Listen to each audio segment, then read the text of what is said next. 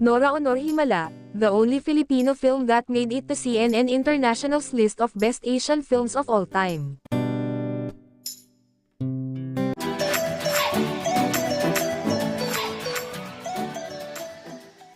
Ang Himala ay pelikulang Pilipino na dinirek ni Ismael Bernal noong 1982. Isinulat ang script ni Ricky Lee at binatay ang kwento sa tunay na pangyayari sa buhay ng isang kabataang babae sa pulo ng Cabre sa lalawigan ng Occidental Mindoro. Noong 1983, ang Himala nanalo ng Bronze Hugo Award at the Chicago International Film Festival. Taon din iyon, naging nominated din ang Himala para sa Golden Bear at the Berlin International Film Festival.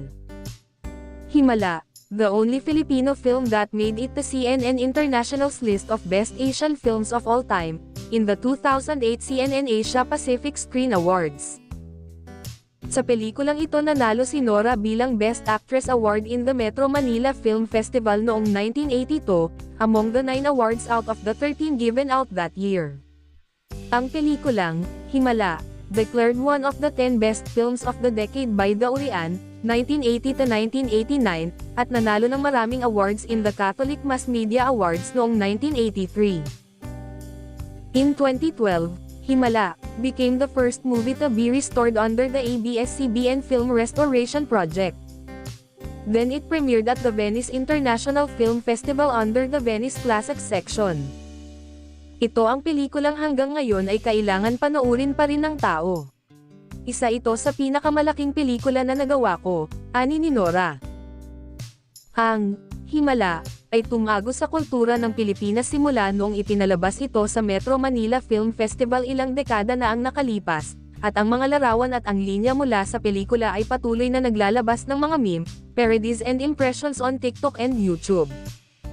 Bukod sa pagkamit ng maraming parangal dito at sa ibang bansa, ang pelikula ay isang box office hit, na nakakuha ng kahangahangang 30 na milyong piso, na naging isa sa pinakamataas na kita ng pelikulang Pilipino noong dekada 80.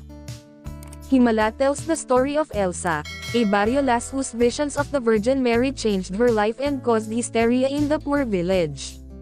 The film is centered on the issues of religious faith and faithlessness. In a notable line from the film, the character Elsa says, "Walang the third world endure." Himala. Ang Himala ay nasa puso ng tao. Ang Himala ay nasa puso nating lahat.